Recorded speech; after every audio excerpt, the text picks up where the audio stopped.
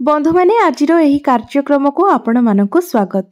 आजिर एही भिडियोटी कुंभ राशिर व्यक्ति विशेष मानक पई बहुत गुरुत्वपूर्ण अटे।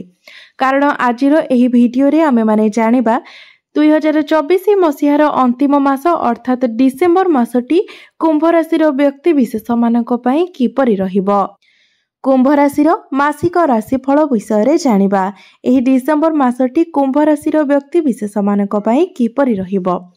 कुंभ राशिर स्वास्थ्य, शिक्षा, प्रेम जीवन, वैवाहिक जीवन, भाग्य, क्यारियर एवं व्यापार वाणिज्यर स्थिति किपरि रहिबो एही डिसेम्बर 2024 रे से विषय रे विस्तार रूप रे आलोचना करिबा। नवग्रहंकर स्थिति मध्य देखिबा। नवग्रह केउ प्रकार फल प्रदान करिबारे सक्षम हेबे। एहा सहित अशुभत्व प्रदान करुथिबा ग्रह मानक पई किछि विशेष प्रतिकार मध्य जानिबा।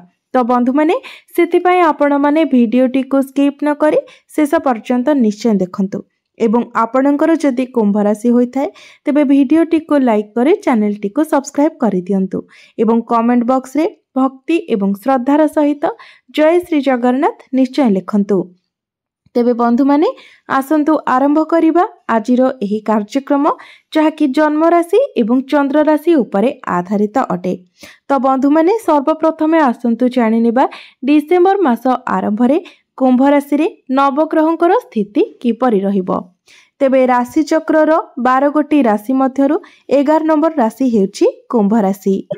तो आपणको राशिर अधिपति हेउछन्ते शनि एवं शनि आपणकर प्रथम भावरे ही निजर स्वगृह रे ही विराजमान अछंती।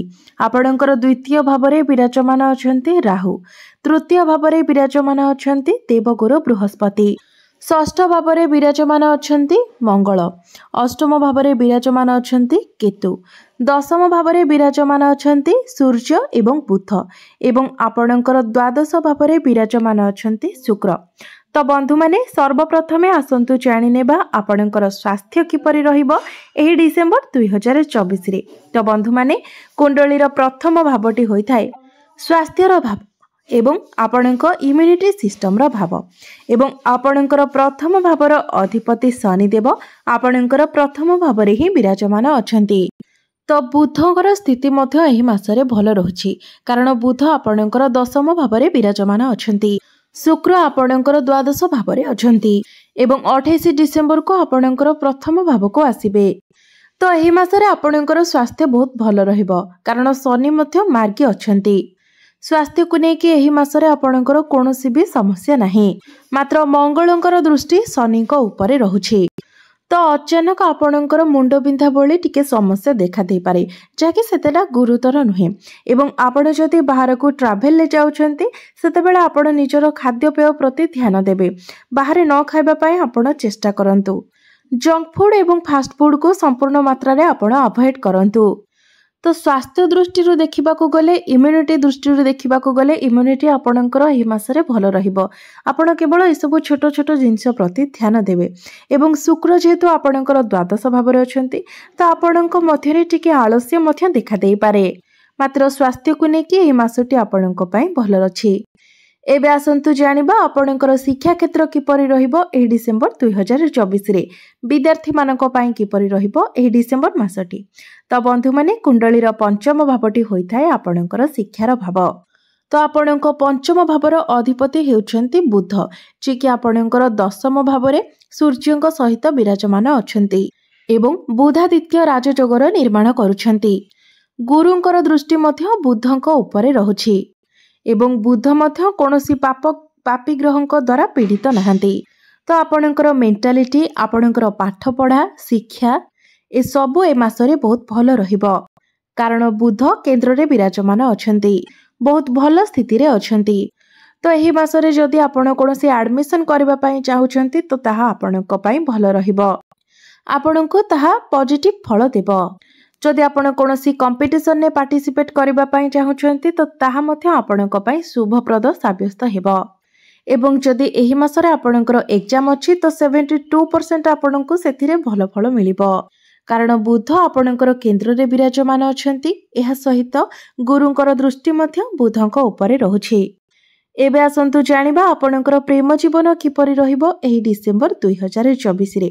तो बंधु माने कुंडलीर पंचम भावटी शिक्षार भाव हेबा सहित पंचम भावटी मध्य होइथाय आपणक प्रेम जीवनर भाव, आपणकर संतानर भाव एवं आपणकर पंचम भावर अधिपति हेउछन्ति बुध, जे कि आपणकर दशम स्थान रे विराजमान अछन्ति एवं सूर्यଙ୍କ सहित बुध विराजमान अछन्ति।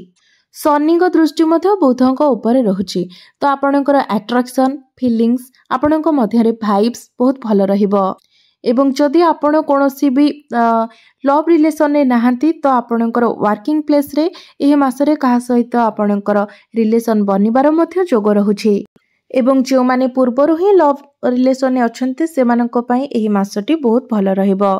मात्र 15 डिसेम्बर पूर्वर आपण निज पार्टनर मध्य टिके आग्रेसन एवं धैर्य कम थिबार देखिबे, कारण बुधଙ୍କ सहित सूर्यଙ୍କର कनेक्शन बनुछि।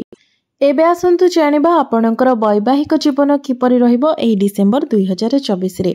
तो बंधु माने कुंडलीर सप्तम भावटी होइथाय आपणक वैवाहिक जीवनर भाव, आपणक जीवन साथीर भाव एवं आपणक सप्तम भावर अधिपति हेउछन्ति सूर्य, जे कि आपणकर दशम भावरे विराजमान अछन्ति एवं बुधଙ୍କ सहित विराजमान अछन्ति। तो आपणकर वैवाहिक जीवन एही मासरे भल रहिबो, मात्र आपणकर पार्टनर तांकर क्यारियर रे टिके अधिक बिजी रहि पारंती।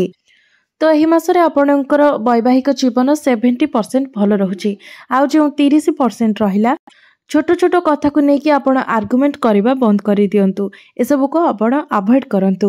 तो आपणकर एही मासरे वैवाहिक जीवन भल रहिबो।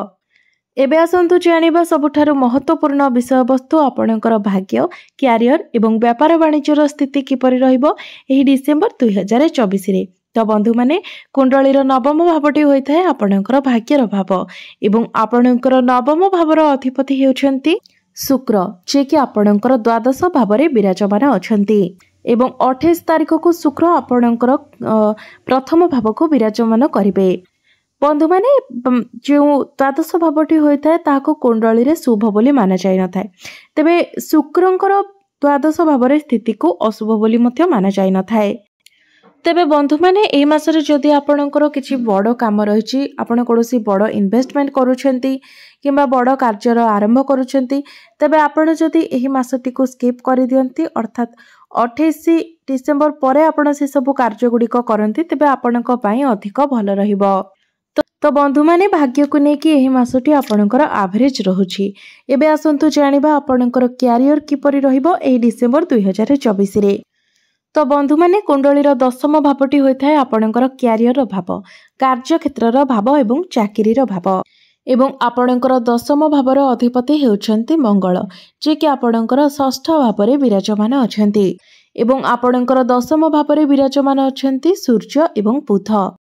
तेबे बंधु माने कुंडलीर षष्ठ, अष्टम एवं द्वादश भाव को अशुभ बोली माना जायथाय, याको त्रिक भाव बोली कहा जायथाय एवं जेतेबेले आपणकर दशम भावर अधिपति षष्ठ भावरे विराजमान अछन्ति तो हे कनेक्शन टिके दुर्बल हो जाउछि, मात्र आपणकर दशम भावरे बुध एवं सूर्य विराजमान अछन्ति, जे कि आपणको टैलेंटेड बनाउछन्ति, आपणकर मेंटालिटी को स्ट्रांग बनाउछन्ति एवं काम कार्य रे आपणकर एनर्जी लेवल को मध्य बढ़ाउछन्ति। मात्र जेहेतु दशम भावर अधिपति मंगल आपणकर षष्ठ भावरे दुर्बल होइके अछन्ति, तो आपणकर कार्य क्षेत्र रे आपणकर शत्रु संख्या मध्य वृद्धि पाइबो। शनिकर दृष्टि मध्य आपणकर दशम भाव उपरे रहुछि, तो आपणक मध्यरे भय, शंका एवं संदेह मध्य आसीबो। दशम स्थान रे जेहेतु बुध एवं सूर्य विराजमान अछन्ति, तो कार्य क्षेत्र रे आपणकर प्रशंसा मध्य हेबो। आपणकर सीनियर माने आपणकर तारीफ करिवे एवं कार्य क्षेत्र रे आपणकर बेटरमेंट मध्य देखा जाउछि। गुरुंकर दृष्टि मध्य दशम भाव उपरे रहुछि, तो आपणक मध्यरे मैच्योरिटी देखा देबो एवं जो मानक पाखरे चाकरी नथिला एवं चाकरी पय आपण प्रिपेयर हेउथिले, तो संपूर्ण मासटी आपणको चाकरी मिलिबार भल संभावना देखा देउछि। तो आपण निजर चेष्टा जारी रखंतु, निश्चित भाबरे हि मासरे आपणको चाकरी मिल जाय पारे। एही मासरे आपणको चाकरी मिलिबार 90 रु 92% संभावना रहुछि, तो आपण निजर चेष्टा जारी रखंतु। एबे आसंतु जानिबा आपणकर व्यापार वाणिज्यर स्थिति किपरि रहिबो एही डिसेम्बर 2024 रे।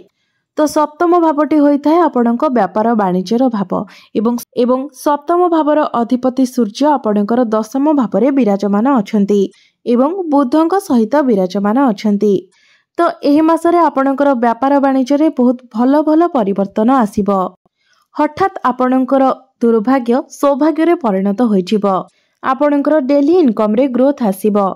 तो आपणकर व्यापार वाणिज्य एही मासरे लाभ ही लाभ हेबो, कारण गुरु आपणकर केंद्र रे विराजमान अछंती।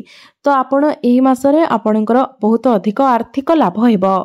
मात्र खर्च मध्य आपणकर टिके लागि रहिबो, कारण गुरुंकर दृष्टि आपणकर द्वादश भाव उपरे रहुची एवं द्वादश भावटी खर्चर भाव होइथाय। तो आपणकर लाभ एवं इनकम हेबा सहित खर्च मध्य टिके हेबो। तेबे एबे आसंतु जानिनेबा किछि प्रतिकार विषय जो प्रतिकार गुड़िक करबा द्वारा एही मासरे आसुथिबा समस्या गुड़िक दूर होई पारिबो। तो बंधु माने सर्वप्रथमे आपण प्रत्येक दिन हनुमान चालीसार पाठ करंतु। शुक्र मध्य आपणकर द्वादश भावरे अछंती, तो आपण प्रत्येक दिन शुक्रंकर बीज मंत्र मध्य 108 थर जप करंतु। यह सहित प्रत्येक दिन आपण उदित सूर्य को तंबा पात्र रे जलार्घ्य अर्पण करबा पई चेष्टा करंतु। आपणक पई यह बहुत शुभप्रद रहिबो। तेबे बंधु माने आपणकर जीवन मंगलमय हो, यह ही ईश्वरक निकटरे मोर प्रार्थना। धन्यवाद।